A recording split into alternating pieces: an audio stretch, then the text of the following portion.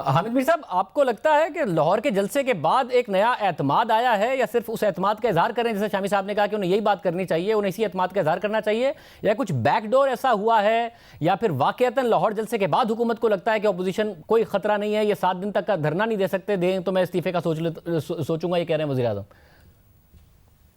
देखिए शाहजेब साहब, लाहौर के जलसे के बारे में जो अपोजिशन है वो तो यही कह रही थी बड़ा कामयाब जलसा है, और हुकूमत कह रही थी बड़ा नाकाम जलसा है। तो हुकूमत ने अपने तमाम तर दावों के बाद भी लाहौर के जलसे के बाद ये जो 2-3 अनाउंसमेंट्स किए हैं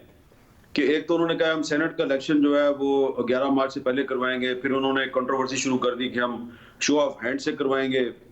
तो ये ऐसा लगता है कि जो उनका दावा था कि लाहौर का जलसा नाकाम हो गया, उसके बावजूद वो थोड़ा सा प्रेशर में लग रहे हैं, माने या ना माने। क्योंकि देखे ना, जो उनका एक्शन है वो ये बता रहा है कि वो थोड़े प्रॉब्लम में है। पता नहीं क्या उनको प्रॉब्लम है, शायद जो अपोजिशन ने अनाउंस कर दिया कि हम कौमी और सूबाई असम्बलियों से इस्तीफे दे देंगे, और बिलावल साहब भी खुलकर कह रहे हैं कि हम इमरान खान को गिराने के लिए अपनी सूबाई हुकूमत को भी कुर्बान कर देंगे। तो ये जो एक नई एक कंट्रोवर्सी शुरू किया है जिसमें कि कुछ आईनी फ्लॉज भी नजर आ रहे हैं, आईनी लिहाज से भी हुकूमत का मौकफ काफी कमजोर नजर आ रहा है। तो इसमें लगता यह है कि इमरान खान साहब भले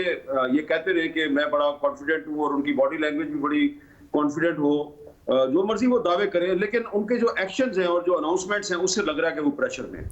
और शामी साहब, आप ये समझते हैं कि इस वक्त जो अपोजिशन है, क्योंकि हुकूमत का कॉन्फिडेंस बहुत सारी बातों पर है, एक ये है कि जी इस्तीफे आएंगे नहीं, शहबाज शरीफ साहब पर भी कॉन्फिडेंस है, जरदारी साहब पर भी कॉन्फिडेंस है, आपको लगता है कि वाकईतन इस वक्त अपोजिशन ऐसी है नहीं कि इस्लामाबाद पहुंच जाए तो एक बहुत लंबे टाइम का धरना दे ले, या फिर ये मुस्ताफ़ी हो जाए, क्योंकि हुकूमत को पूरी उम्मीद है कि सेनेट के इंतखाबात में भी हिस्सा लेगी ये अपोजिशन?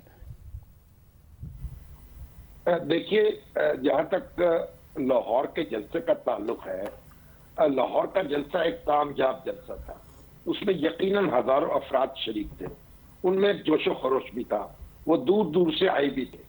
लेकिन ये वो जलसा नहीं था जिसका दावा किया जा रहा था, और यानी ये ऐसा जलसा नहीं था जो इनकलाब बर्पा कर दे, ये ऐसा जलसा नहीं था जिसमें पूरा लाहौर जो है वो सड़कों पर निकल आए, और ये ऐसा जलसा नहीं था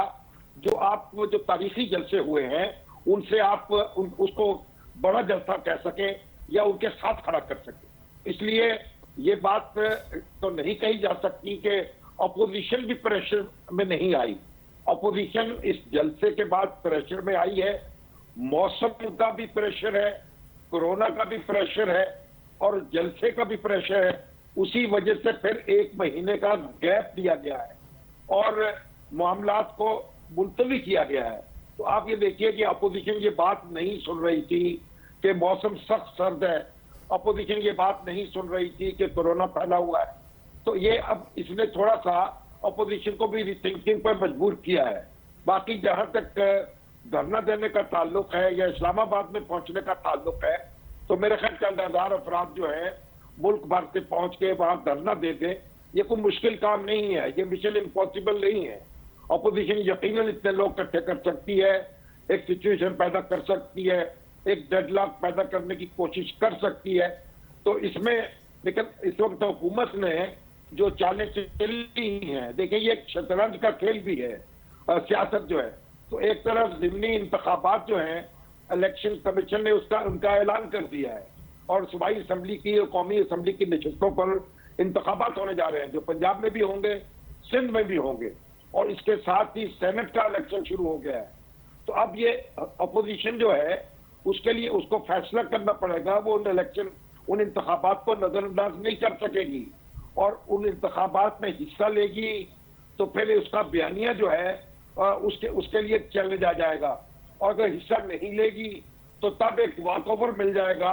और हुकूमत की वो सीटें जो है वो हासिल कर सकेगी। तो ये एक बड़ा दिलचस्प खेल है। आप इसमें ये नहीं कह सकते कि एक धक्का मार के आप एक फरीद दूसरे को जब चाहे गिरा दे। ये तो एक